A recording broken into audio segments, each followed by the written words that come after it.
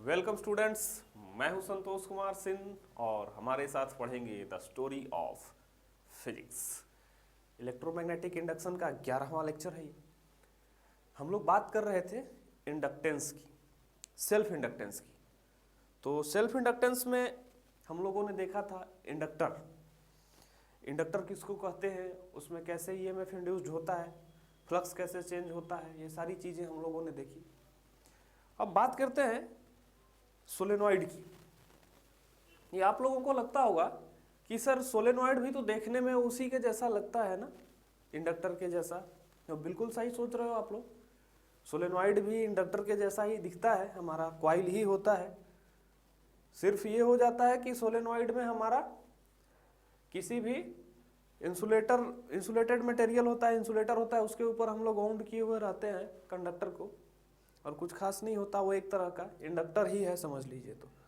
तो कहने का मतलब ये हो गया कि अगर वो इंडक्टर है तो उसमें भी वही फेनोमेना होगा सारा जो हम अभी इंडक्टेंस के लिए पढ़े हैं कि सर एज ए इंडक्टर अगर जितना कुछ बताया आपने, कैसे कैसे ईएमएफ इंड्यूस्ड होता है, क्या करंट फ्लो होता है, उसमें क्या फ्लक्स होता है, वो सारी चीजें इंडक्टर उसमें भी हमारे सोलेनॉइड में भी होंगी, बिल्कुल होंगी। हम आइए देखते हैं। टॉपिक हमारा है coefficient of self inductance for a long solenoid. Long solenoid कह देने का मतलब हो जाता है बेटा, लॉन्ग का सीधे सीधे मतलब होता है कि आपका जो रेडियस है, देखो ये लिखा हुआ है radius of each coil is R और ये एल है। तो जब हमने कह दिया कि लॉन्ग सोलेनॉइड, तो लॉन्ग कहने का ये मतलब हो गया कि L is much much greater than R. समझ गए ना, यानी उसके रेस्पेक्ट में वो नेग्लिजिबल माना जाता है। आप लोगों को हमने सोलेनॉइड में बताया था क्या होता है वो। तो एल जो है वो much much greater than R है हमारा उसके रेडियस के। तो सबसे पहले एक सोलेनॉइड हम लोग ले लेते हैं, ठीक है ना। ये रहा, टोटल टर्न्स है कैपिटल एन, आई करंट इसमें फ्लो हो रहा है बेटा, लेंथ हो गया L, radius of each coil is R and number of turns per unit length small M N, sorry. तो पर यूनिट लेंथ में ही निकालते हैं उसको, क्योंकि लेंथ को अगर हम लोग काफी लॉन्ग मान लेते हैं तो एज इनफाइनाइट हो जाता है रेडियस के रेस्पेक्ट में, तो हम पर यूनिट में ही उसको फाइंड करते हैं, ठीक है। यानी एक यूनिट लेंथ में small N number of turns है, तो एल यूनिट लेंथ में एल इंटू स्मॉल एन, वही हो जाएगा हमारा कैपिटल एन। ये सारे कैलकुलेशंस आप लोग जानते हो। तो चलिए इसके लिए हम लोग कैलकुलेट करते हैं कि अच्छा इसका सेल्फ इंडक्टेंस अगर होगा तो कैसे फाइंड करोगे सर। तो आओ सबसे पहले फाइंड करते हैं। देखो इस एन को आप लिख सकते हो N by L, total turns by L, यही कहने का मतलब है इसका। तो इस पे आते हैं सबसे पहले कि सर सोलेनॉइड के लिए मैग्नेटिक फील्ड कितना होता है। फाई का वैल्यू क्या है हमारा, कि sir phi is equal to B dot A, आप लोगों ने बोला था बी डॉट ए होता है। क्या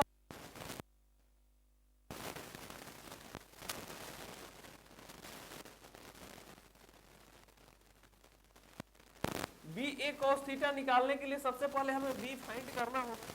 और सोलेनॉइड के केस में क्या होता था मैग्नेटिक फील्ड, बी की वैल्यू आप लोगों को याद होगा। ये तो आप मूविंग करते हैं मैग्नेटिज्म का सोलेनॉइड वाला लेक्चर जाके देखो, तो क्लियर हो जाएगा। बी की वैल्यू वहां पे थी, ट्रांसफार्मर में भी मैंने बताया है सेम चीज, वो भी एक तरह का सोलेनॉइड के जैसा ही बिहेव करता है, म्यू नॉट एन इंटू आई, ठीक है ना, म्यू नॉट एन इंटू आई। अब ये जो फाई हम लोग लिख रहे हैं बेटा, हमारा जो फाई है वो फाई क्या है, हर एक कॉइल के लिए सबसे पहले एक एक कॉइल के लिए निकालते हैं हम। एक कॉइल इसमें से ले लेते हैं कि अच्छा इस वाले एक टर्न के लिए, एक कॉइल के लिए इतना होगा, तो एन नंबर ऑफ टर्न्स के लिए हमारा टोटल कितना हो जाएगा, ठीक है ना। तो फाई ऑफ ईच कॉइल, ठीक है ना। सबसे पहले ये लिखते हैं फाई ऑफ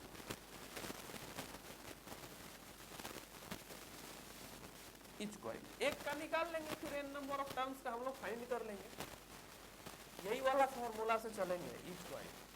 तो एक कॉइल का हो जाएगा कितना, बी ए। सबसे पहले थीटा देखो, यहाँ पे आप थीटा, इसमें बेटा मैग्नेटिक फील्ड देखो तो कैसे जा रहा है। सोलेनॉइड के केस में जब करंट इधर से जब फ्लो हो रहा है तो मैग्नेटिक फील्ड का भी डायरेक्शन यही होता है ना, देखो इसी तरह से होता है कि नहीं होता है ना। और एरिया वेक्टर का ये इस तरह से रिंग बन गया, ये रिंग बन गया ना, इस तरह से गोल रिंग बन गया ऐसे।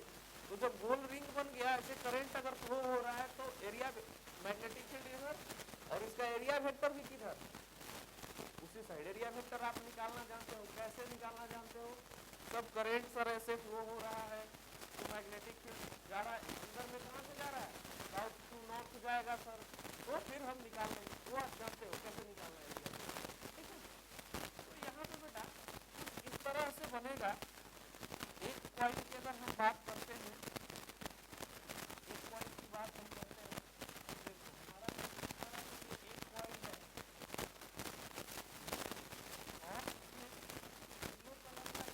और येलो कलर का है बेटा ये बी, मैग्नेटिक फील्ड, ठीक है ना। और इसमें देखो ये जो ग्रीन कलर से मैं बना रहा हूं, ग्रीन कलर से जो मैं बना रहा हूं ये है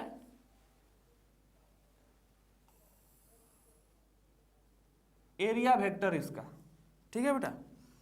ये हो गया एरिया वेक्टर, एकदम दोनों पैरेलली होंगे। इसमें अगर एक कॉइल को उठा के ले आएंगे इस तरह से, खैर ये परफेक्ट सर्कुलर इस तरह से सर्कल तो नहीं होगा क्योंकि वो हेलिकल पाथ है, बट आपको सर्कुलर जैसा ही दिखेगा अगर ऐसे सामने से देखोगे तो, ठीक है ना। तो बी इस तरह से होगा हमारा और एरिया वेक्टर भी पैरेलल ही होगा। करंट अगर फ्लो कर रहा है, जैसे करंट इसमें फ्लो कर रहा है हमारा इस तरह से, तो अगर इसको आउटवर्ड मान लोगे, अगर ऐसे करंट फ्लो कर रहा है तो ये आउटवर्ड, यहाँ पे थोड़ा विजुअलाइज कराना मुझे मुश्किल हो जाएगा, इसलिए मैं करंट का डायरेक्शन नहीं दे पा रहा। अगर आप ऐसे एंटी क्लॉकवाइज रखोगे तो बी का डायरेक्शन बाहर, ठीक है ना, ऐसे अगर रखते हो तो बी का डायरेक्शन बाहर। तो जब बी का डायरेक्शन बाहर हो जाएगा तो बाहर में नॉर्थ पोल और अंदर में साउथ पोल, तभी तो ये साउथ से नॉर्थ जाएगा ना, मैग्नेटिक लाइंस ऑफ फोर्सेस, ठीक है ना। तो एरिया वेक्टर आपको उससे पता चल जाएगा कि अच्छा एरिया वेक्टर सर इधर ऐसे निकाला जाता है, लेंथ वेक्टर लेंथ के क्रॉस, एरिया वेक्टर एरिया के क्रॉस, है ना। इस पर आप लोग माहिर हो निकालने के लिए। तो सर ये दोनों पैरेलल हो जाएंगे, पैरेलल हो जाएंगे, है ना। अब देखो बात करते हैं, जब पैरेलल हो जाएंगे तो थीटा क्या हो जाएगा, पैरेलल हो जाएंगे तो थीटा हो जाएगा 0 डिग्री। तो बी ए कॉस 0 डिग्री यानी 1 बी ए हो जाएगा। देखो इसके लिए हम फ्लक्स के बारे में एक चीज मैं बताया था आपको, एक विजुअलाइजेशन मैं कराता हूं कि जब मैं फ्लक्स बता रहा था बेटा तो मैं बोला था कि ये हो गया हमारा एरिया, सेलेक्ट जो किए हैं एरिया, है ना। और इसमें से जितना मैग्नेटिक लाइंस ऑफ फोर्स गुजरता है उसको क्या बोलते हैं, फ्लक्स बोलते हैं, है ना। कौन सा मैग्नेटिक लाइंस ऑफ फोर्स, जो परपेंडिकुलर होता है बिल्कुल, है ना, जो बिल्कुल परपेंडिकुलर होता है, इसके परपेंडिकुलर जो बिल्कुल एकदम निकलेगा ना उसको बोलेंगे, समझे। लेकिन अगर ये थोड़ा सा टिल्ट कर जाए, अगर ये थोड़ा सा टिल्ट कर जाए बेटा ऐसे, मतलब एक तरह से देखो दिखाता हूं, हल्का टिल्ट कर जाए, अगर ये अब ऐसे हो गया, ठीक है ना। अगर हम एरिया ऐसे सेलेक्ट कर लिए और लाइंस ऑफ फोर्सेस अभी भी इसी तरह से जा रहा है, बी अभी भी इसी तरह से जा रहा है, लेकिन इसका एरिया वेक्टर बेटा कुछ ऐसे हो जाएगा, है ना। एरिया उधर फेस चेंज हो गया ना, तो जिधर एरिया का फेस जिधर एरिया वेक्टर उधर, है ना, तो फेस इधर चेंज हो गया, यानी ए और बी के बीच में कुछ एंगल समथिंग थीटा बन गया, है ना। और अगर ये बिल्कुल इसी के शेप में आ गया तो हमारा पैरेलल हो जाएगा, समझ गए ना। यही चीज मैं समझाना चाह रहा हूं कि यहाँ पे क्या है, बिल्कुल पैरेलल में है, एकदम सेम में जा रहा है। तो चलो 0 डिग्री तो बी ए हमारा। अब हम बात करेंगे कि ये बी कितना है, तो बी है सर म्यू नॉट एन आई, है ना। आप लोगों को दिख रहा होगा कि बी म्यू नॉट एन आई है। तो फाई इज इक्वल टू लिख दो म्यू नॉट एन आई, और ए की वैल्यू क्या हो जाएगी, radius of each coil R है ना, तो पाई आर स्क्वायर। तो ये एक कॉइल में फ्लक्स हो जाएगा हमारा सोलेनॉइड में, mu naught N I pi R square. तो अब बात करते हैं कि टोटल फ्लक्स कितना होगा। टोटल फ्लक्स कितना होगा, एक कॉइल में इतना हो गया, तो कितने कॉइल हैं बेटा, कितने कॉइल हैं, एन है ना, कैपिटल एन है कि नहीं है। अगर आप फाई टोटल निकालोगे यहां से, इसे फाई टोटल निकाल के दिखाओ, तो फाई टोटल लिखोगे तो यही होगा ना,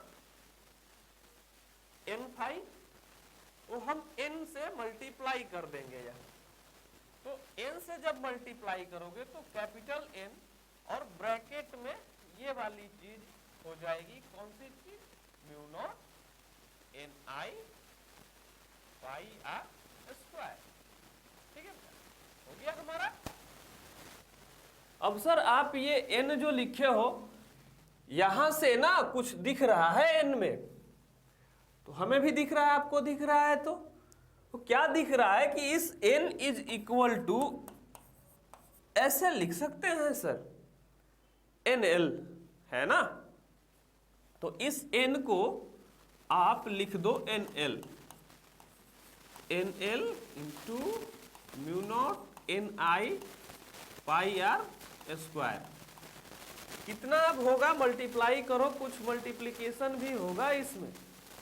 देखो 2n हो गए, 2n हो गए ना, तो आप लिख सकते हो कि sir mu naught N square I L two pi R square, ये टोटल फ्लक्स होगा सर सोलेनॉइड में। चलिए बहुत अच्छा, आप लोगों ने फाइंड कर लिया टोटल फ्लक्स। तो अब एक मदद मैं भी करता हूं आप लोगों की, चलो, है ना। आप लोग बोलोगे सर आप भी थोड़ी मदद कर दो, हम ही लोग कैलकुलेट किए जा रहे, मैं थोड़ी मदद करता हूं आप लोगों की। अब ये तो फाई टी निकल गया, लेकिन हमने बोला था कि फ्लक्स क्या होता है, करंट के डायरेक्टली प्रोपोर्शनल होता है हमारा, है ना। जैसे जैसे करंट बढ़ेगा हमारा क्या होगा, फ्लक्स भी बढ़ेगा। अब याद करो, आप लोगों को याद होगा, आप लोग बोलोगे कि सर कहीं आप ये वाला बात तो नहीं कहना चाह रहे हो जो पहले से कहते आते थे, तो बिल्कुल यही बोलना चाह रहे हैं हम। और इसके बारे में आप क्या लिख सकते हो कि प्रोपोर्शनलिटी के साइन को हटाते हैं तो क्या आ जाता है, एक कांस्टेंट आता है ना, coefficient of self inductance. L को क्या बोलते हैं, कोफिशिएंट ऑफ सेल्फ इंडक्टेंस। वही चीज तो हमें पता करनी है, ऊपर में क्या लिखा हुआ है, कोफिशिएंट ऑफ सेल्फ इंडक्टेंस, है ना। इसी एल की बात कर रहे हैं। ये छोटा सा एक लेटर का वर्ड नहीं, एक लेटर बोल सकते हो, ये एक लेटर यहाँ पे वो एक लाइन बना हुआ है, पूरा का पूरा एक लाइन में भी नहीं हुआ है, दूसरा लाइन में चला गया, है ना। सोचो कितना डीप में है ये। तो अब ये दोनों फिगर एक जैसे दिख रहे होंगे, इसकी सूरत और इसकी सूरत मिल रही है, मैच करा के देखो, दोनों का चेहरा एक जैसा दिखेगा। तो चेहरा दिखेगा तो बाकी के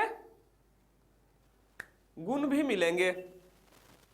LHS इक्वल है दोनों का, RHS भी इक्वल होगा। तो आप आओ और इक्वल कर दो यहाँ पे, LI is equal to mu naught N square I into L pi R square, ठीक है ना, पाई आर स्क्वायर। तो अब एल पे बात करते हैं। आई शायद आपको कटता हुआ दिख रहा है, आई कहीं जाना चाह रहा है ना, तो जाने वाले को कौन रोक सकता है, आज तक कोई रोका है, तो मत रोको ना, जाने दो उसको, जाने वाले को। सुनो जाने वाले, है ना, लौट के आना, मत लौट के आना, हम लोग नहीं बुलाते साइंस में, जाने वालों को नहीं बुलाते, जो जाता है उसको हम लोग भेज देते, कैलकुलेशन छोटा होता है, ठीक है ना। दो हंसों का जोड़ा जहां बने उसको बनने दो, एकदम समझ गए ना। और फिर बात करेंगे L is equal to naught N square L pi R square. अब हमने एक बात आपको बोली थी, जब मैं सेल्फ इंडक्टेंस पढ़ा रहा था तो उसमें मैंने क्या बोला था आपको कि L जो है depends only on shape and size of coil conductor जो बोल सकते हैं, कंडक्टर के कॉइल के शेप और साइज पे डिपेंड करता है। तो L हो गया और एरिया हो गया, नंबर ऑफ टर्न भी हो गया, करंट वगैरह पे कहीं डिपेंड किया क्या? शेप एंड साइज पे ही किया ना। देख लो यहाँ पे कोई भी करंट टाइप कोई टर्म नहीं है, यहाँ पे म्यू नॉट तो कांस्टेंट ही हो गया आपका, और बाकी के टर्म है वो सब शेप एंड साइज पे डिपेंड करते हैं। तो कहने का मतलब ये हो गया कि अगर आप कोई इंडक्टर बनाते हो या सोलेनॉइड बनाते हो तो उसका L जो होता है वो एक तरह से बनाते वक्त ही फिक्स कर लिया जाता है, देखा जाता है कि सेल्फ इंडक्टेंस इसका कितना होगा, है ना। तभी आपको लिखा हुआ रहता है, कोई भी परचेज करने जाते हो मार्केट से तो L इज इक्वल टू इतना हेनरी, है ना, ऐसा यूनिट फिक्स रहता है। या आप कहीं भी लगाओ कुछ भी करो, ये 3 हेनरी है तो 3 हेनरी ही रहेगा, है ना, फिक्स हो जाता है। इक्विपमेंट पे देखना जो भी लिखा रहता है। तो इस तरह की जो भी प्रॉपर्टी होती है कंडक्टर की हमारी, वो क्या होती है? शेप एंड साइज डिपेंडेंट होती है। तो हम इंडक्टर डिजाइन करेंगे या सोलेनॉइड को डिजाइन करेंगे तो हमको डिजाइनिंग के टाइम में ही उसके शेप एंड साइज में ही बदलाव करना होगा, इस एल को डिफाइन करने के लिए, है ना। देखना कैपेसिटर ही होता है तो ज्यादा जो माइक्रोफराड का होता है वो ज्यादा बड़ा होता है ना। इंडक्टर भी होता है वो ज्यादा बड़ा होता है। मोटर देखे हो घर में, ज्यादा हॉर्स पावर का मोटर जब लेके आते हो आप तो देखना वो ज्यादा बड़ा होता है, कॉइलिंग उसके अंदर में ज्यादा बड़ी होती है ना। फिर उसमें कैपेसिटर भी बड़ा लगाया जाता है, साइज पे ही डिपेंड करता है वो चीजें बनाते वक्त। अब वोल्टेज तो आप उसको 220 ही दिए ना जो घर में आया है, ज्यादा से ज्यादा अगर 3 फेज है उसको 440 देते हो आप। तो आपको डिजाइनिंग के टाइम में ही ध्यान देना होगा, इन्हीं सारी प्रॉपर्टीज की वजह से उनके साइज में इफेक्ट आता है, बड़ा होते चला जाता है, ठीक है ना। जैसे जैसे हम एल बढ़ाएंगे, एरिया बढ़ाएंगे, नंबर ऑफ टर्न बढ़ाएंगे तो एल बढ़ेगा ना, सब डायरेक्टली प्रोपोर्शनल में ही दिख रहा है। तो बेटा हम लोग जब डिजाइनिंग में जाते हैं तो इन्हीं चीजों का ध्यान रखें, तभी साइज आप देखना बड़ा। तो सोलेनॉइड के लिए जो सेल्फ इंडक्टेंस होगा हमारा mu naught into N square L pi R square. अब देखो आप, अब इसके अलग अलग आप लिख सकते हो, अलग अलग रूप में इसको लिख सकते हो इस एन के रेस्पेक्ट में। सर एन इंटू एल जो है हमारा उसको एन बोलते हैं, ठीक है ना, या इस स्मॉल को एन बाई एल बोलते हैं। तो जब रखोगे इसको तो इस तरह से भी हो सकता है, mu naught N square by L square into L pi R square, ठीक है ना। जब रखोगे फिर देखो तो 2 अंशों का जोड़ा है, साथी हाथ बढ़ाना तो बढ़ा दो, साथी अगर हाथ बढ़वा रहा है तो बढ़ाओ, ऐसे बढ़ाओ, खत्म हो गया। क्या आया बचने के बाद? तो सर एक फॉर्मूला ये भी आ रहा है, आप लिखिए, हम लोग मिलाते हैं, ठीक है मैं लिखता हूं बेटा, बिल्कुल। Mu naught N square pi R square by, ठीक है ना। तो एक फॉर्मूला आप ये भी लिख सकते हैं। अब जो सा एन दिया रहे, ये वाला एन दिया रहेगा तो ये वाला फॉर्मूला, ये दिया रहेगा तो ये, ठीक है ना। बस आपको इन्हीं टर्म्स में फेर बदल करके करना होता है, ओके। चलिए ये टॉपिक आपका यहीं तक था, फिर हम आगे बात करेंगे इंडक्टर पे ही। आप इसको नोट करिए, अच्छे से छाप लीजिए इसको, फिर हम आगे बात करेंगे ग्रोथ एंड डिके। तो मिलते हैं अगले लेक्चर में। तब के लिए पढ़ाई करते रहिए। Bye bye, sayonara.